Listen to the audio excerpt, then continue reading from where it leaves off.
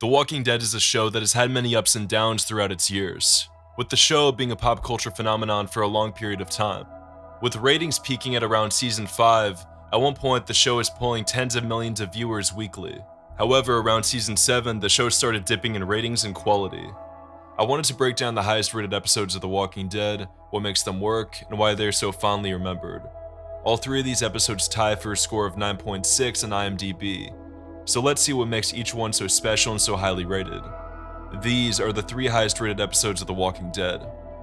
Before we dive into these episodes, I would like to give a quick shout out to our sponsor Jordan Craig. Jordan Craig is the men's leading premium denim brand, selling jeans, cargo shorts, graphic tees, and any other accessories that you'll need for this summer. If you need a style rebrand, Jordan Craig is one of the best places to shop. My viewers can also get a discount by using the code and clicking the link in the description alongside their purchase. Thank you to Jordan Craig for sponsoring this video.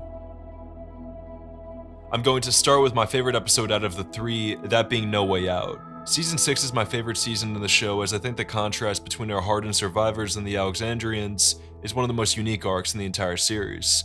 This season is action-packed and pushes Rick to grow as a character and as a leader. He is now leading an entire community of people who are vulnerable to the forces of the outside world. It is very rewatchable for me, and the episode No Way Out is no different. No Way Out is the episode after the mid-season finale and is one of the most climactic episodes in the entire series. In the beginning of the episode, we are introduced to part of a new group called the Saviors, as Sasha, Daryl, and Abraham are stopped by a motorcycle gang who attempt to rob them. The leader of this gang now says that their property belongs to a guy named Negan, and Abraham asks, "Who's Negan?" Being held at gunpoint, the man says that they usually introduce themselves by popping one of them right off the bat, a not so subtle nod for things to come. One of the Saviors is told to instruct Daryl to the back of the truck. Daryl takes the guy out a minute or two later and blows the biker gang up with an RPG he found, which in my opinion is one of Daryl's best moments. Meanwhile, the walls at Alexandria are breached after a truck is driven into the watchtower during the attack by the wolves. Half of the herd from the canopy breaks in. Rick tells everyone to lock themselves inside their houses as hundreds of walkers roam the streets. Deanna, the leader of Alexandria, is bitten and passes down leadership to Rick in one of my favorite character dynamics in the entire show. There's also a B-plot in this episode involving a member of the Wolves named Owen, whom is being held captive by Morgan. Owen breaks free and kidnaps Denise at gunpoint while the walkers are hoarding Alexandria. This wolf has a little redemption moment before he gets gunned down by Carol. Glenn, who is presumed to be dead by Maggie, returns to Alexandria with Enid and helps the group fight off the horde. While Rick and the Anderson family are hiding in a house, Carl and Ron get into a fight which tracks the walkers, forcing them to use the guts trick and walk amongst the herd. While Rick and the Anderson family are walking amongst the herd, it is very clear that Sam is traumatized by Carol from one of the previous episodes, as he becomes paralyzed by fear while they are in the middle of the herd, leading to one of the most shocking scenes in the show, where Sam is eaten alive and subsequently so is Jesse. Jesse is holding on to Carl and her hand doesn't release its grip. Rick, noticing this, has no choice but to chop off Jesse's hands, just so that Carl can break free. Ron watches his mother and little brother get devoured alive and points his gun at Rick, only for Michonne to stab Ron with her sword. This causes a stray bullet to hit Carl's eye.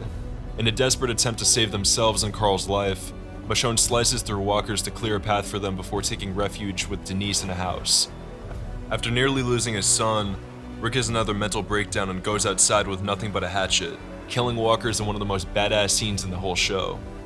This display of rage inspires the Alexandrians to fight off every single one of the walkers, and they succeed. The group survives the night, and by the morning, the streets of Alexandria are covered in dead walkers, with our group coming out triumphantly.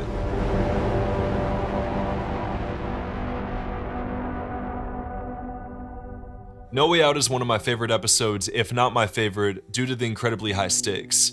This episode feels like a cinematic experience, kind of like a movie essentially. It is an extremely pivotal moment in Rick's character development, as he not only loses Jesse, whom he has a romantic relationship with, but he also nearly loses his son, again. This episode also marks the death of Deanna, who officially passes down her leadership to Rick as she believes in him, knowing that he is fit to take on the new world. This episode is considered by many to be a great possible series finale.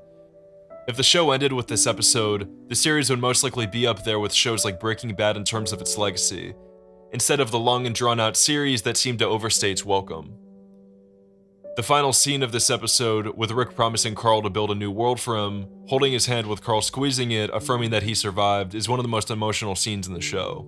No Way Out would have been a great ending to the series, and as a standalone episode, it is definitely one of my all-time favorites. No Sanctuary. The Season 5 opener, No Sanctuary, is a banger of an episode that opens the season with high stakes. The episode opens with a flashback of Gareth and the Terminus group trapped in a train car, like our group currently is. A group of raiders is keeping them there, torturing them and raping the women.